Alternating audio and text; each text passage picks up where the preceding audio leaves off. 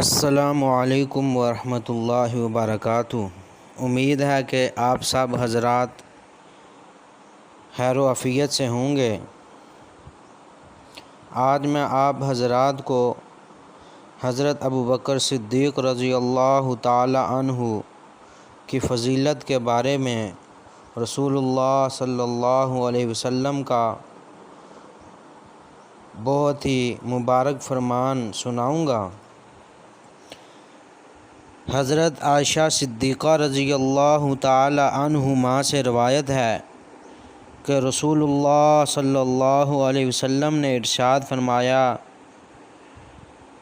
کہ کسی قوم یعنی کسی ایسی جماعت اور گروہ کے لیے جس میں ابوبکر موجود ہوں، درست اور مناسب نہیں ہے کہ ابوبکر رضی اللہ تعالی عنہ کے سوا کوئی دوسرا شخص ان کا امام ہو۔ یہ حدیث کسی تشریح کی محتاج نہیں،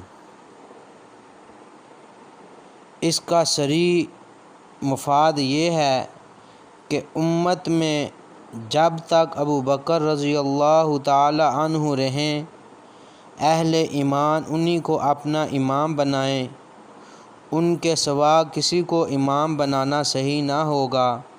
بلا شبہ یہ بھی رسول اللہ صلی اللہ علیہ وسلم کے ان ارشادات میں سے ہے جن کے ذریعے حضور صلی اللہ علیہ وسلم نے اپنے بعد کے لیے حضرت ابوبکر رضی اللہ تعالی عنہ کی خلافت کی طرف اشارہ فرمایا۔